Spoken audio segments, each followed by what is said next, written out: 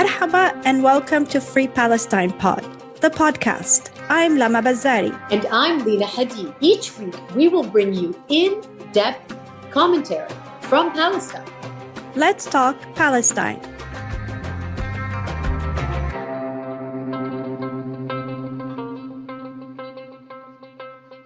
Today on the show, we welcome Miko Peled, a well-recognized Israeli-American peace activist and author of the acclaimed book, The General's Son.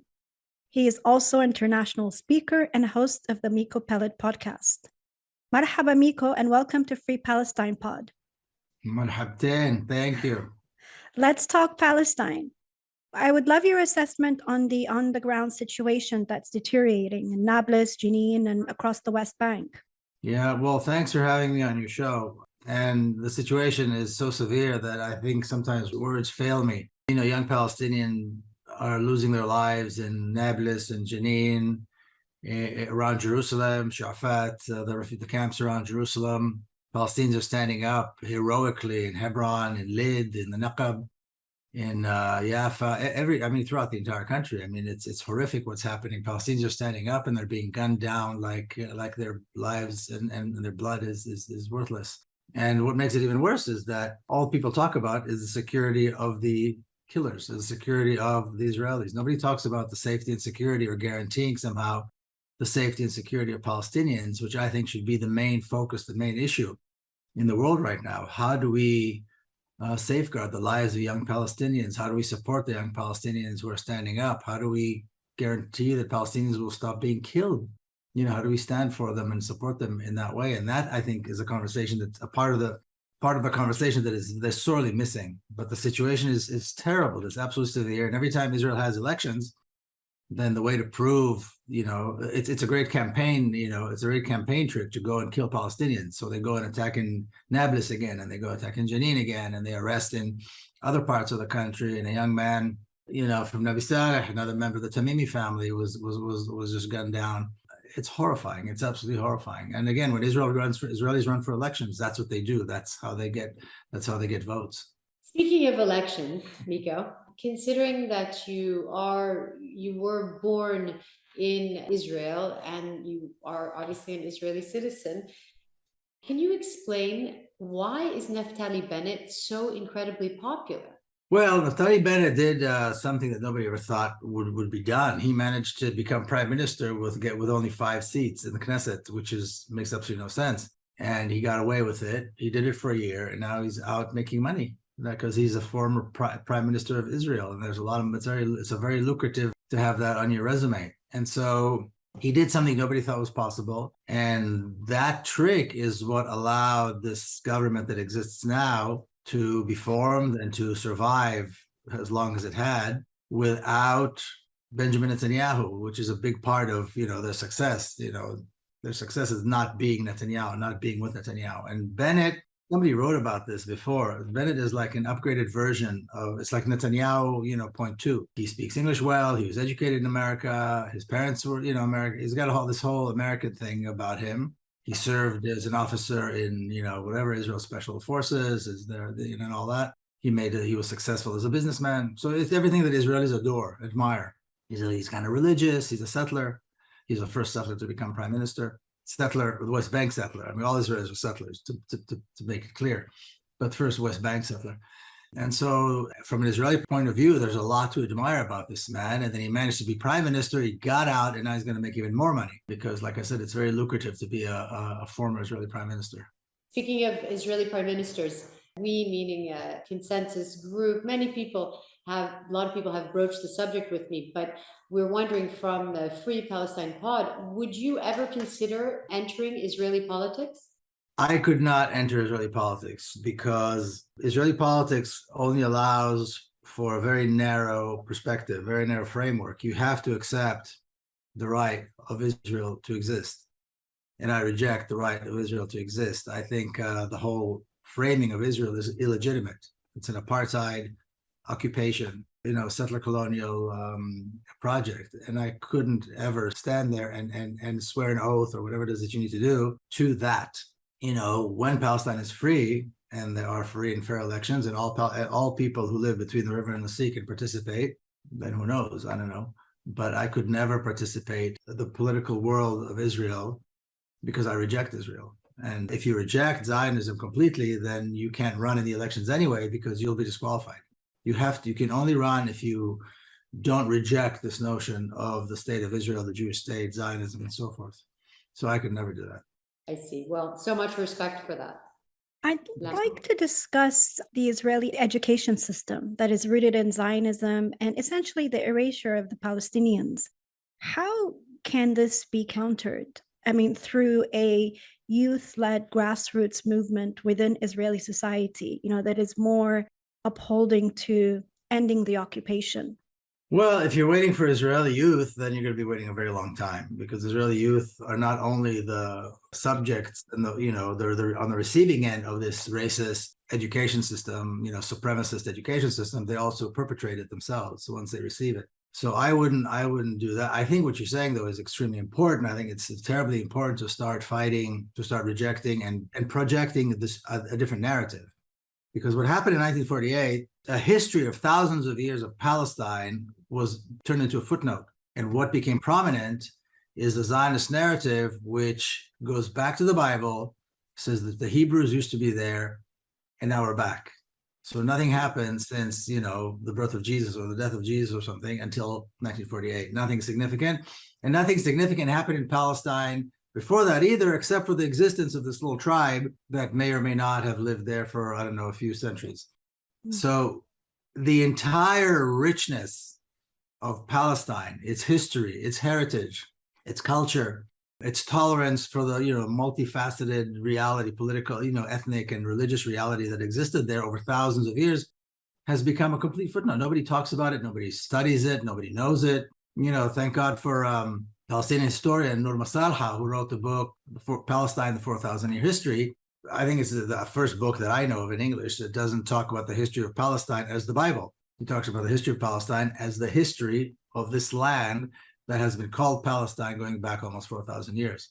And that is exactly the kind of book that I think young people should be reading. But you're not going to find Israeli youth reading this book. You're not going to find Israeli schools. You're not going to find Israelis translating it to Hebrew or teaching it or promoting it at all, because it goes against the narrative. And the narrative, without the narrative, there's no legitimacy. And without the legitimacy, there's no Israel.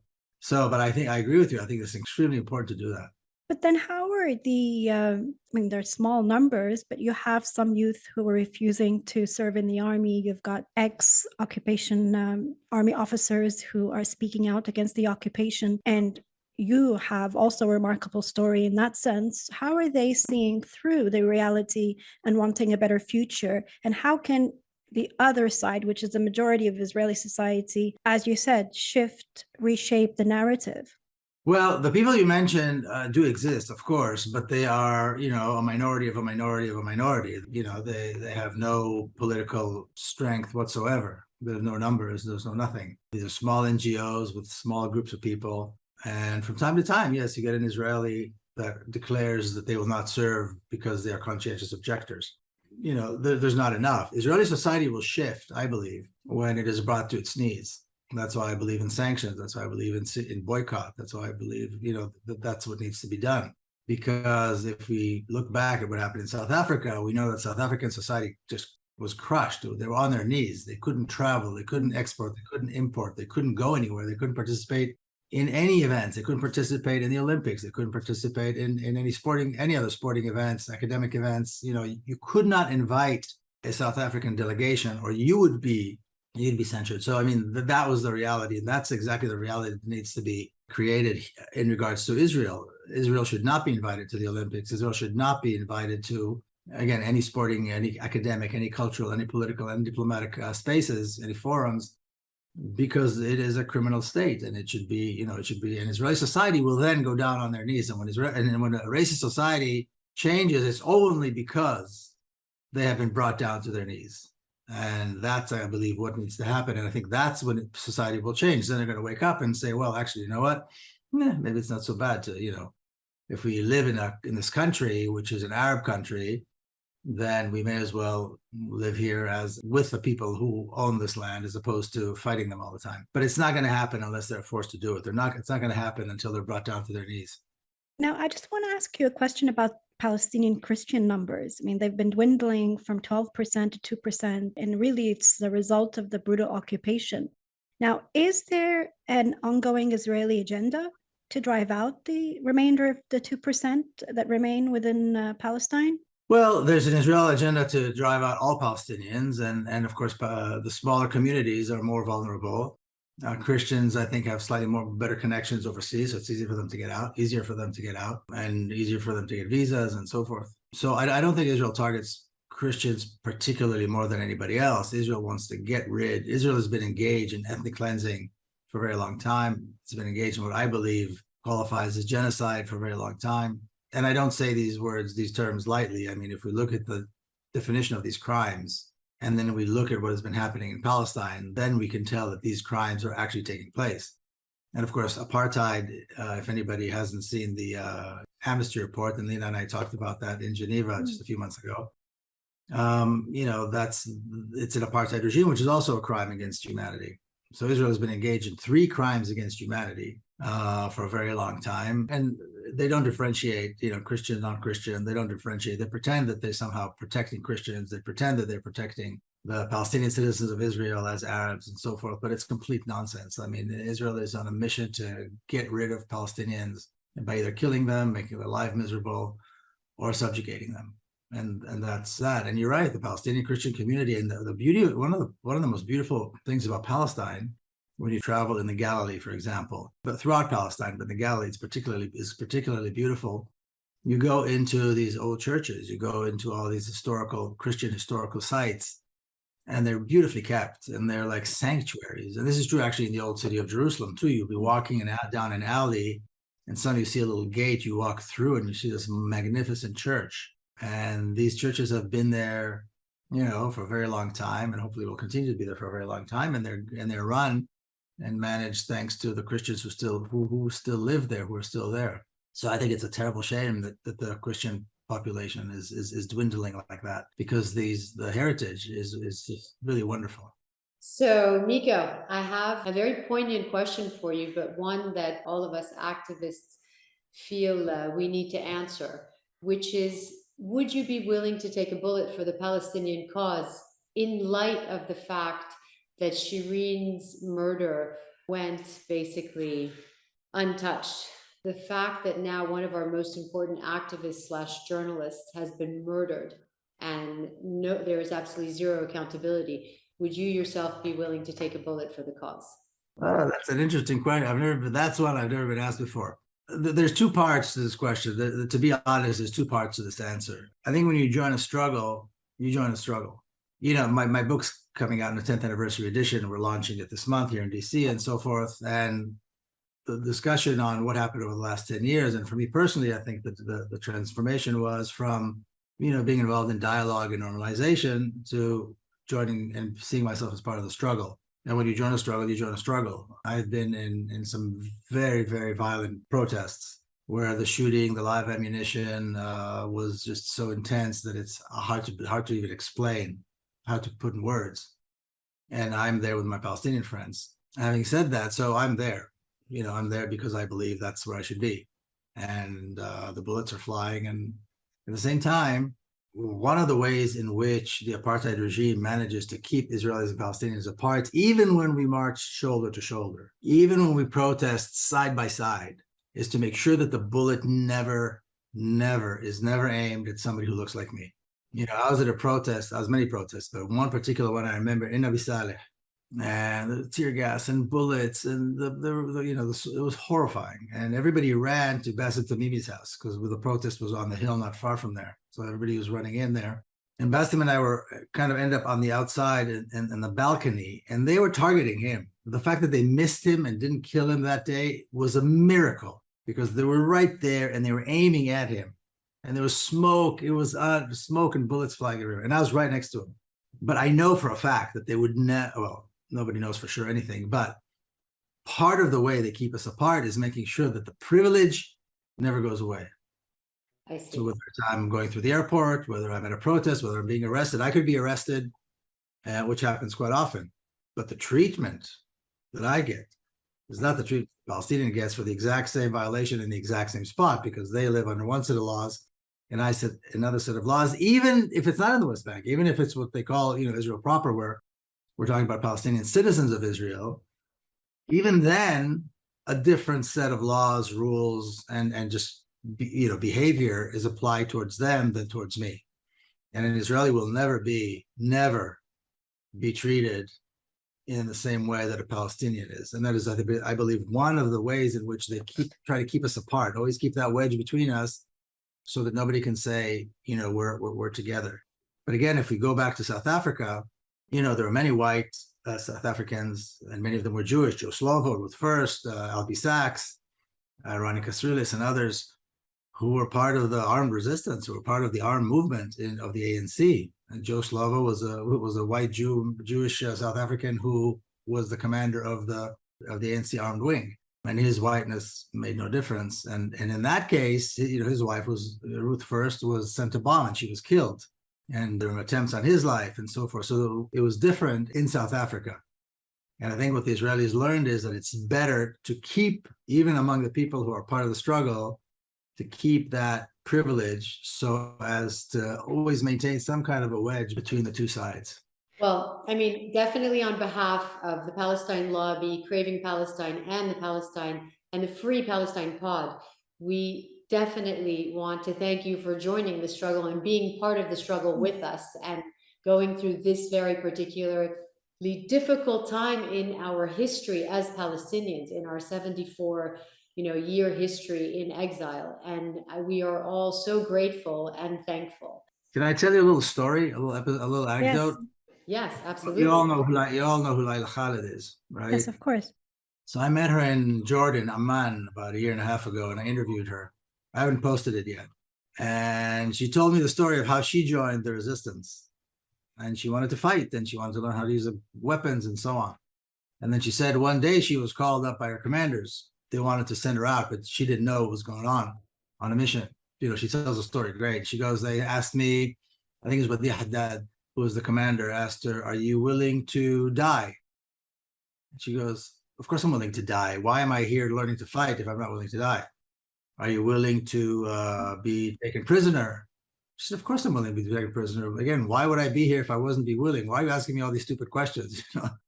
And then finally said, are you willing to go out in an operation? And of course she said, yes, that's what I'm training for. Of course I want to go out in operation. And then he said to her, are you willing to go and hijack a plane? And she said, she looked at him. He said, is he kidding? What in the world does that even mean? To take a plane and take it and steal a plane? What is this whole, because she didn't know what hijacking was. Nobody knew what hijacking was. That whole, the way she describes that whole exchange between her and her commanders, asking if she's willing to die. She's going, well, I'm here. Well, why do you think I'm here if I wasn't willing to die?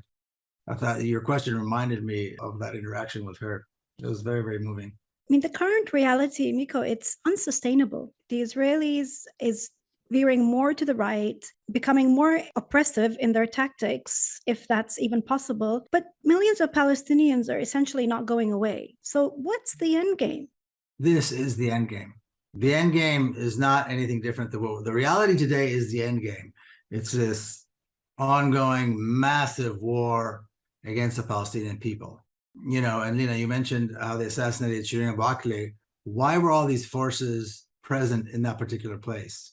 You see these massive, these enormous brigades of special forces and special this and special that and armed this and armed that and helicopters in the air and all this against who? Against a bunch of guys who at best, have some old machine gun and a handful of bullets. And even then it takes them forever to defeat them. And as far as Israel is concerned, this can go on forever. They don't want to see an end. This is it. It's a fight to the end. And they're going to, as long as they're winning, as long as all the Palestinians can do is fight with, rudimentary weapons, and they don't stand a chance. And if they get shot, they're going to die because they don't allow them to get the kind of care they need. Israeli soldier gets hurt, immediately they get, air vac, and there's helicopters and there's medics and the hospital is right there and all this. That doesn't exist for Palestinians. So as long as Palestinians are dying, and from time to time an Israeli will kill, it's killed. I don't think Israelis care about that much. It's kind of the price of doing business. But by and large, Israel is winning. Palestinians are losing. Israel is winning big on the international scene, which I think is something that we need to take more responsibility for, all of us that live on the outside. this is the end game. It's not going anywhere else. They're going to continue pushing and continue pushing and continue plowing through the land until they've destroyed every remnant, every historical site, every symbol, every sign that there ever was a Palestine. And, the biggest prize, of course, for them is Al-Aqsa, and they will destroy Al-Aqsa without any doubt at the first opportunity that's given to them, and try to build their, whatever they call it, a temple or something. So I think the problem is that this is the end game. This is how they see it going, and they're perfectly happy to live like this because Israelis are doing very well. Israelis live very, very well. For example, if you look at the Naqab, in the south, some of the richest Israeli communities are in that, they call it a desert, but of course, it's a very fertile desert. Some of the wealthiest Israeli communities are in the Naqab, across the street from some of the poorest communities in Palestine. And these are all Israeli citizens. So they're happy. Why do they care? They're not going to initiate change ever. The only way that we're going to see change, and I think we talked about it, when we were at the event in Geneva, the only way we're going to see change is if we initiate, if we force through. We have to break the door down. We have to force change down their throats, and then we stand a chance to see this suffering of Palestinians end. Thank you, Miko, for joining us and for all your inspirational work, and hope to see you soon. Hey, it's a pleasure. Thank you so much for speaking to me. It's good seeing you guys. Thank you. Thank you. And I hope to see you soon in Washington, inshallah. Absolutely, inshallah. Bye-bye. Take care. Bye-bye. Thank you for joining us this week on Free Palestine Pod. Subscribe, like, rate, and review wherever you listen to podcasts, and follow us on Instagram, YouTube, and Twitter. And be sure to come back next week for a new episode of Free Palestine Pod. Let's talk Palestine.